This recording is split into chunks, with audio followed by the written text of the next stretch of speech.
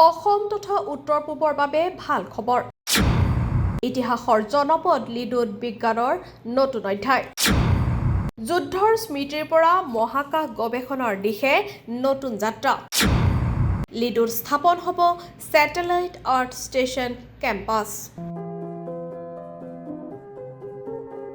অসমৰ পূব সীমান্তত অৱস্থিত তিনিচুকীয়া জিলাৰ ৮৩ নং মাৰ্ঘেৰিটা সমষ্টিৰ অন্তৰ্গত এখন ক্ষুদ্ৰ চহৰ হৈছে লিডু। চাহ বাগিচা, কয়লা খনি আৰু ষ্টিলৱেল ৰোডৰ বাবে পৰিচিত এই জনপদে বুকুত কঢ়িয়াই ফুৰিছে দ্বিতীয় বিশ্বযুদ্ধৰ অসংখ্য স্মৃতি। এসময়ত যুদ্ধ বিমানৰ গৰ্জনে কঁপাই তোলা এই আকাশে এতিয়া মহাকাশ গৱেষণাৰ নতুন ইতিহাস লিখিবলৈ সাজু হৈছে।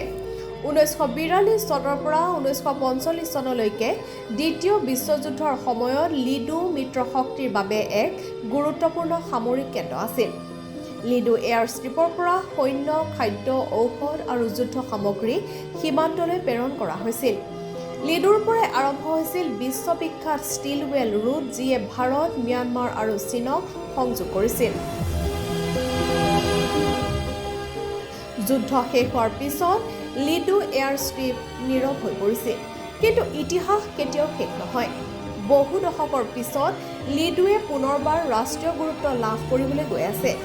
ভাৰতীয় মহাকাশ গৱেষণা সংস্থা ইছৰোৱে লিডুত প্ৰায় 81.82 কোটি টকা ব্যয় সাপেক্ষে ছেটেলাইট আৰ্থ ষ্টেচন কেম্পাছ স্থাপনৰ পদক্ষেপ গ্ৰহণ কৰিছে।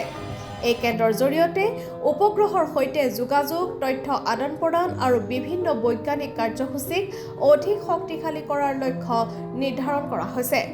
এই প্ৰকল্পই লিডুক বিজ্ঞান আৰু প্ৰযুক্তিৰ নতুন মানচিত্ৰত স্থান দিব বুলি আশা কৰা হৈছে।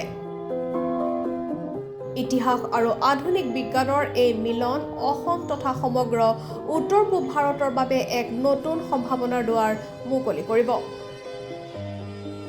ইছৰোৰ তত্বাৱধানত ছেটেলাইট আৰ্থ ষ্টেচন কেম্পাছৰ আচলতে শুভাৰম্ভ চলিছে কাম কাজৰ, আৰু এই ক্ষেত্ৰত আমি জানিব পাৰি নথৈ আনন্দিত হৈছোঁ, যিহেতু লিডুৰ এক ঐতিহাসিক লিডুৰ নাম আছে, আৰু লিডুৰ যি একা-বেকা পথেৰেই বিশ্ববিখ্যাত ষ্টিলৱেল পথ নিৰ্মাণ হৈছিল, আৰু এই লিডুৰেই এয়াৰ ষ্ট্ৰিপ আমাৰ আছিল, আৰু এয়াৰ ষ্ট্ৰিপত সমীপতে ভিতৰৰ যি কেম্পাছ, তাৰ ভিতৰতে আচলতে এই কেম্পাছটো নিৰ্মাণ হ'ব, আৰু এই নিৰ্মাণ কাৰ্য সুকলমে হ'ব বুলি আমি আশা কৰিছোঁ। আৰু পৰৱৰ্তী পৰ্যায়ত ইয়াৰ যিসকল বিশেষজ্ঞ আছে, সেই বিশেষজ্ঞসকল ইয়াত নিশ্চয় আহিব, আৰু তেখেতসকলৰ তত্বাৱধানত বৰ সুন্দৰকৈ এই কাম কাজ হ'ব বুলি আমি মত পোষণ কৰিছোঁ। আচলতে লিডুৰ যি গৰিমা আছে, এক সুকীয়া পৰিচয় আছে। আমি লিডুৰ ক'ব গ'লে কয়লাৰ ৰাণী, মাৰ্ঘেৰিটা যি লিডু কয়লাৰ ৰাণী বুলি আমি জানো, সকলোৱে জানো, আৰু তাৰ সমান্তৰালভাৱে লিডুত যে এই ছেটেলাইট আৰ্থ ষ্টেচন যি কেম্পাছ নিৰ্মাণ হ'ব, সেই নিৰ্মাণ হোৱাৰ পিছত আমি আশা কৰিছোঁ বিশ্ব দৰবাৰত পুনৰ লিডুৰ এক সুকীয়া পৰিচয় হ'ব, আৰু আমি তাকেই লৈ সকলোৱে অনুভৱ কৰিছোঁ যাতে এই কাম কাজবিলাক বৰ সুন্দৰকৈ হ'ব। আমি আশা কৰিছোঁ, আৰু বিশেষজ্ঞবিলাক নিশ্চয় এই কাম কাজবিলাক বৰ সুন্দৰভাৱে কৰিব, আৰু আমাৰ যি তেখেতসকলৰ যি বিজ্ঞানসন্মত যিবিলাক কাম কাজ, এইখিনি আচলতে তেখেতলোকেই জানিব, কিন্তু আমি জানিব পাৰি আচলতে ভাল পাইছোঁ। আচলতে